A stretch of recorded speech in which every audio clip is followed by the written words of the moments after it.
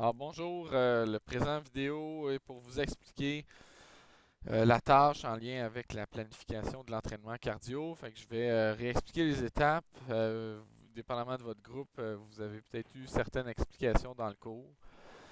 Au numéro 1, préalable suggéré, on vous demande d'indiquer les résultats du test d'évaluation de votre aptitude aérobie que vous avez fait. Fait que dans notre cas, c'est le test navette. La date du test, mettez la première semaine sur 15 de la session. Votre VO2 max, dans le fond, c'est votre volume d'oxygène consommé par minute par kilogramme de poids de corps. Vous avez ça dans le tableau de la page 34. Fait qu'en fonction de votre palier, vous êtes capable d'estimer ce chiffre-là. Votre niveau de capacité aérobie d'après le test, c'est à la page 33, donc selon votre âge et votre sexe. Vous allez avoir une cote très faible, faible, moyen, élevé ou très élevé. La VAM, vitesse aérobie maximale. La VAM, vous avez ça dans la deuxième colonne du tableau de la page 34. Les METS, METMAX, vous avez ça dans dans la dernière colonne du tableau de la page 34. Puis finalement, votre fréquence cardiaque maximale, ben, c'est la formule 220 moins l'âge. Vous notez seulement le résultat et non pas la formule au complet. Objectif d'amélioration, vous cochez si vous souhaitez améliorer votre VO2 max ou si vous souhaitez améliorer votre endurance aérobie. Puis au numéro 3, vous m'expliquez la raison. La raison, ça peut être aussi simple que l'amélioration dans le but de la note là, pour le cours. Mais si vous avez d'autres motivations par rapport à des objectifs sportifs, des objectifs pour votre santé, vous pouvez les inscrire également. Au numéro 4, un objectif qui doit être spécifique, réaliste et mesurable. L'objectif qui est là est bien. Il y a une date d'atteinte. Il y a des chiffres, 5 millilitres, le huitième palier, donc qui est mesurable. Puis il est spécifique parce qu'on dit que c'est la consommation maximale d'oxygène qui veut être améliorée. Date d'atteinte de l'objectif. Alors vous, on va refaire un test navette à la 14e semaine. Ça me semble une bonne date pour réaliser votre objectif. Spécificité de l'entraînement. Alors, vous allez indiquer au numéro 5, c'est quoi l'activité que vous allez faire le plus souvent pour vous entraîner en cardio.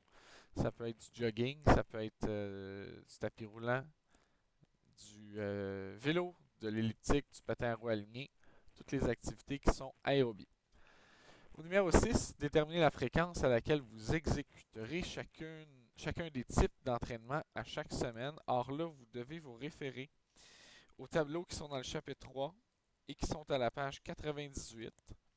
Alors, vous allez croiser dans les tableaux qui sont là, dépendamment si vous voulez améliorer la consommation maximale d'oxygène ou votre endurance aérobie. Votre niveau, donc très faible, faible, ou moyen à très élevé. Et votre expérience d'entraînement. Puis, ça va vous donner un nombre d'entraînements que vous devrez faire par semaine en continu, puis un nombre d'entraînements que vous devrez faire par semaine en intervalle. Au numéro 7, choisissez la méthode que vous utiliserez pour cibler les intensités adéquates d'entraînement. Fréquence cardiaque, vitesse cible, mètre cible. Vous cochez celle qui vous paraît la plus efficace pour vous. En salle de musculation, les fréquences cibles, c'est ce qu'on va utiliser sur les elliptiques. Les vitesses cibles, c'est ce qu'on va utiliser sur les tapis roulants. Et les mètres cibles, c'est ce qu'on va utiliser sur les vélos. Vous écrivez dans le tableau qui est ici le nom de la méthode. Et vous vous référez aux tableaux qui sont au début du chapitre 3, qui vont situer les pourcentages d'intervalle. Pour la fréquence cardiaque, c'est à la page 90. Pour les METS, c'est à la page 93. Puis pour les vitesses, c'est à la page 92. Alors, vous réécrivez les pourcentages qui sont en lien avec la méthode de calcul. Puis vous écrivez pour vous, en fonction du résultat que vous allez avoir mis au numéro 1, c'est quoi ces chiffres-là exactement? Exemple, vous avez une vitesse aérobie maximale de 10. On vous demande de travailler de 50 à 65%. Le chiffre, ça va donc être 5 km/h à 6,5 km/h. Aussi simple que ça. Numéro 9, déterminez vos intensités cibles selon la méthode que vous avez choisie et le type d'entraînement. Or là, on commence avec l'entraînement en intervalle.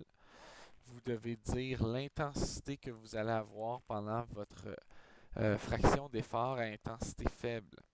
Alors pour ça, ce sont les tableaux de la page 99 et 98 qui vont vous aider. Toujours croiser en fonction de votre niveau au test navette. Alors si j'ai réussi à être dans la catégorie moyen et que je vais améliorer ma consommation maximale d'oxygène, je sais que mon intensité devra être autour de 50%. Et j'ai inscrit 50%, qu'est-ce que ça donne selon l'unité de calcul que j'ai choisie. Même chose pour l'intensité élevée. J'ai réussi à être dans la catégorie moyen. Or, mon intensité doit être entre 95 et 110%. J'ai un choix à faire. J'indique le choix et je mets le calcul selon l'unité choisie. Vous faites la même chose pour le continu. Vous allez retrouver ça dans le même tableau, sauf que pour le continu, il va y avoir un seul pourcentage, étant donné qu'on va aller à la même intensité tout au long de l'entraînement. Au numéro 10, vous allez établir les paramètres de votre méthode d'entraînement en intervalle et en continu. Or, pour le continu, c'est très simple. L'intensité constante visée, vous réécrivez exactement les mêmes chiffres, mais vous ajoutez la durée que vous allez vous entraîner en continu. Pour l'entraînement en intervalle, je vous réfère à la façon de noter la méthode qui est à la page 96. Vous devez vous construire une méthode d'entraînement en intervalle qui va durer entre 20, 25, 30 minutes selon la durée que vous voulez vous entraîner. Les chiffres que vous allez mettre, par exemple le nombre de séries, le nombre de fractions d'effort à intensité élevée, la durée des fractions d'effort à intensité élevée, la durée des temps de repos entre les fractions d'effort, puis la durée entre les séries. Tout ça, vous trouvez ça dans le tableau de la page 99 si vous voulez vous entraîner pour la consommation maximale d'oxygène. Et vous trouvez ça à la page 100 si vous voulez vous entraîner pour améliorer votre endurance aérobie. Tout ça, c'est peut-être nébuleux. Je vous suggère d'en faire une, de me l'apporter au prochain cours pour que je vérifie avec vous si ça fait du sens. Puis si vous voulez des exemples, vous en avez au verso de votre fiche d'entraînement en salle de musculation. Le numéro 11, on ne le fait pas pour l'instant.